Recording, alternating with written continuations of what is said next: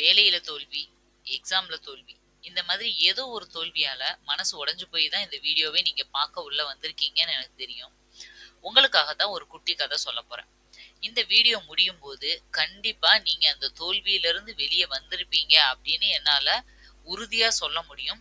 அந்த நம்பிக்கையோட நம்ம இப்ப இந்த வீடியோக்குள்ள போகலாம். ஒரு ஆசிரியர் ஒரு கிளாஸுக்கு கை நிறைய கட்டு பணம் எடுத்துட்டு வராரு.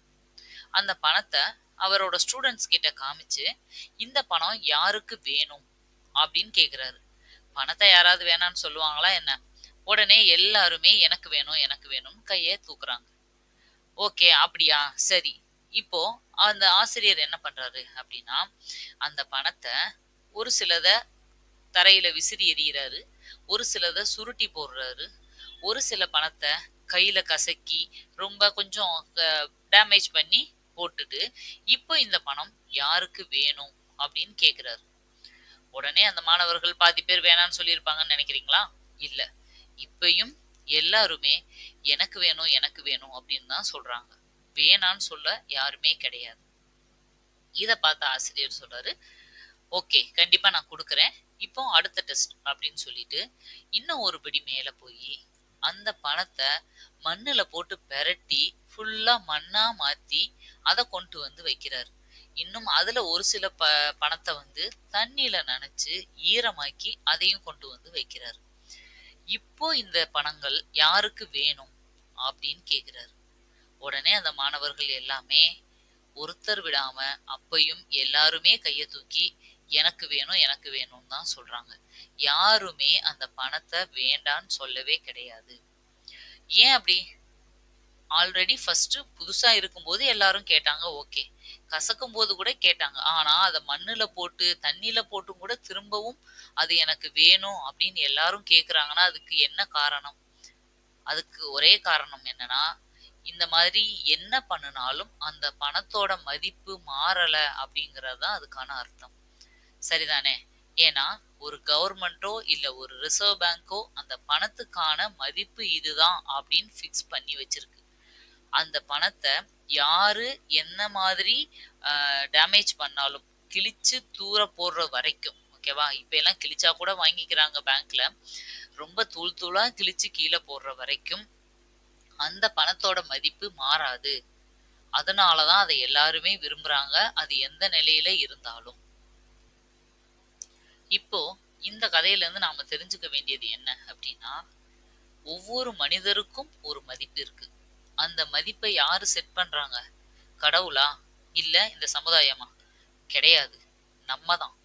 தனக்கு தானே ஒரு மதிப்பை நம்ம பிக்ஸ் பண்ணணும். என்னோட மதிப்பு இதுதான், நான் இதை விட்டு கீழே இறங்க மாட்டேன் எந்த சூழ்நிலையிலும் அப்படின்னு சொல்லி நம்மளுக்குன்னு ஒரு மதிப்பை செட் பண்ண வேண்டியது நம்மளோட கடமை. நம்மளை நாம நம்பணும்.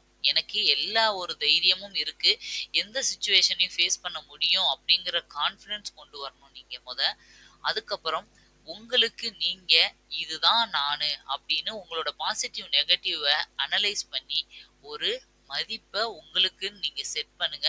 அத நீங்க நம்புங்க. நீங்க யாரு அப்படிங்கிறத நீங்க தான் செட் பண்ணணும். நீங்க தான் இந்த உலகத்துக்கு சொல்லணுமே தவிர மத்தவங்க உங்களுக்கு ஒரு அடையாளம் கொடுக்க கூடாது. நல்லவர், கெட்டவர், ஏமாற்றுக்காரர், ஏமாளி, கோமாளின்னு அடுத்தவங்க உங்களுக்கு பெயர் வைக்கிற மாதிரி நீங்க வாழக்கூடாது.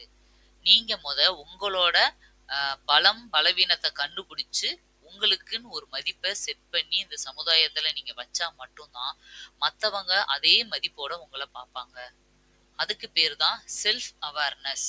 செல்ஃப் அவேர்னஸ் நீங்க ஒரு தடவை நீங்க ஃபிக்ஸ் பண்ணிட்டீங்க, உங்களுக்கு நீங்க பண்ணிட்டீங்கன்னா மத்தவங்க உங்களை அவமதிச்சாலும் தரக்குறைவா பேசினாலும் அவங்க உங்களை ஏதாவது ஒரு சூழ்நிலையில எப்ப சான்ஸ் கிடைக்கும் பிளேம் பண்றதுக்கு அப்படின்னு அவங்க எதிர்பார்த்துட்டு இருந்தாலும் எந்த சூழ்நிலையிலும் உங்களோட மதிப்பு எப்பயுமே மாறாது.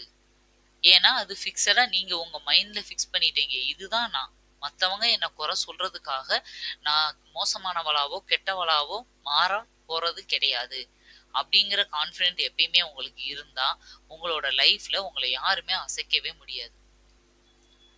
அந்த மாதிரி ஒரு வேல்யூவை மட்டும் நீங்க உங்களுக்கு செட் பண்ணிட்டீங்கன்னு வச்சுக்கோங்களேன், உங்கள பத்தி யாரும் எது பேசினாலும் உங்களுக்கு அது பாதிக்காது. அதே மாதிரி உங்கள யாரு குற்றம் சொன்னாலும் அதுக்காக நீங்க மன வருத்தப்பட மாட்டீங்க. உங்களோட கோல அது பாதிக்காது. ஏன்னா உங்களுக்கு தெரியும் நீங்க யாருன்னு. அதே மாதிரி நம்ம வாழ்க்கையில நம்மளோட அடுத்த கட்டத்துக்கு நம்மள கூட்டிட்டு போக யாராவது வரமாட்டாங்களா அப்படின்ற எதிர்பார்ப்பு உங்களுக்கு வராது. யாராவது கைய பிடிச்சு தூக்கி விடணும், யாராவது நம்ம கூடயே இருந்து நம்மள சப்போர்ட் பண்ணணும் அப்படிங்கிற எதிர்பார்ப்பு உங்களுக்கு வராது. எப்போ நீங்க உங்கள உணர்ந்து செயல்பட ஆரம்பிச்சிட்டீங்கன்னா. இப்போ நீங்க ஏதோ ஒரு விஷயத்துல தோல்வி அடைஞ்சிருக்கலாம். அதுக்காக உங்கள சுற்றி இருக்கவங்களோ, இல்ல குடும்பத்துல இருக்கவங்களோ, இல்ல மற்றவர்களோ, சமுதாயத்தினரோ உங்கள குறை கூட சொல்லலாம். ஆனா ஒரு விஷயத்த இறங்கி செஞ்சு அதுல தோல்வி அடைஞ்சவங்கள பார்த்து அந்த விஷயத்துக்குள்ளேயே இறங்காதவங்க கை கட்டி சிரிக்கிறதையோ இல்ல அவங்க பிளேம் பண்றதையோ நம்ம எடுத்துக்கணுன்ற அவசியமே கிடையாது. அட்லீஸ்ட் அது என்ன அப்படின்னு இறங்கி பாக்குற தைரியமாவது நம்மளுக்கு வந்துச்சு இல்லையா? அவங்கள விட நீங்க ஒரு ஸ்டெப் முன்னாடி தான் இருக்கீங்க. அந்த கான்ஃபிடென்ட் போதும். இப்போ உங்களுக்கு கிடைச்சிருக்கிறது எக்ஸ்பீரியன்ஸ். இது கிடைச்சா மட்டும்தான் சக்சஸ நீங்க எப்பயுமே டேஸ்ட் பண்ண முடியும். இத மட்டும் உங்க மைண்ட்ல நீங்க தெளிவா வச்சுக்கிட்டீங்கன்னா போதும்.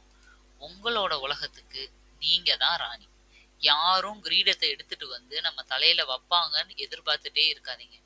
நம்மளுக்கு நாமளே கிரீடம் சூட்டிக்கணும். என்னோட உலகத்துக்கு நான் தான் ராணி, என்னோட உலகத்துல நான் தான் ராஜா அப்படிங்கிற கான்ஃபிடென்ட் உங்களுக்கு எப்ப இருக்கோ ஆட்டோமேட்டிக்கா நீங்க எல்லாரையும் உடைச்சு தள்ளிட்டு எல்லா தடைகளையும் தாண்டி உங்களால ஜெயிக்க முடியும். கண்டிப்பா உங்களுக்கு இந்த வீடியோ பிடிச்சிருக்கும்னு நினைக்கிறேன். நீங்க எந்த ஒரு தோல்வியில இருந்தாலும் பரவாயில்ல. இந்த தோல்வியை ஃபேஸ் பண்ணாம டைரக்டா ஃபர்ஸ்ட் டைம்லயே வெற்றி அடைஞ்சவங்கன்னு இந்த உலகத்திலேயே யாரும் கிடையாது.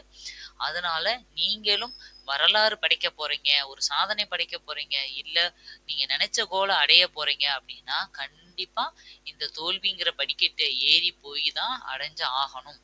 இல்லைன்னா கிரவுண்ட் ஃப்ளோர்லயே தான் இருப்பீங்க. நீங்க மேல போகணும்னா இதெல்லாம் ஃபேஸ் பண்ணி தான் ஆகணும். அந்த கட்டத்தை தான் இப்ப நீங்க கோ த்ரூ பண்ணிட்டு இருக்கீங்க. நீங்க சக்சஸ் அப்படிங்கிற இடத்துக்கு போகும்போது இது எல்லாமே உங்களுக்கு ஜஸ்ட் ஒரு மெமரிஸாவும் நினைச்சு பார்த்து ஸ்மைல் பண்ற மாதிரி ஒரு மெமரிஸா தான் இருக்குமே தவிர உங்களை ஹர்ட் பண்ணாது. அதனால இந்த ஒரு நிமிஷம் உங்களுக்கு அது மனசுல வலியா இருந்தா கூட இது பின்னாடி வரப்போற ஒரு பெரிய சந்தோஷத்துக்கானது அப்படின்னு நீங்க நினைச்சிட்டு மூவ் ஆன் பண்ணி போவீங்க அப்படிங்கிற நம்பிக்கையோட இந்த வீடியோவை நான் முடிச்சுக்கிறேன். உங்களுக்கு வேற ஏதாவது சப்போர்ட் வேணும், உங்களுக்கு கைடன்ஸ் வேணும்னாலும் கீழே நான் நம்பர் கொடுக்குறேன். அந்த இதுல நீங்க நம்மளோட சேனல்ல கான்டாக்ட் பண்ணலாம்.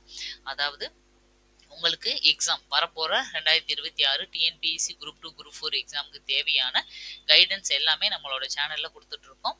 அதை நீங்க சேனல்ல ஃபாலோ பண்ணி நீங்க படிச்சுக்கோங்க. அடுத்தபடியா நீங்க வரப்போற எக்ஸாமுக்கு தேவையான டெஸ்ட் பேட்ச் அனௌன்ஸ்மெண்ட் எல்லாமே வரும்.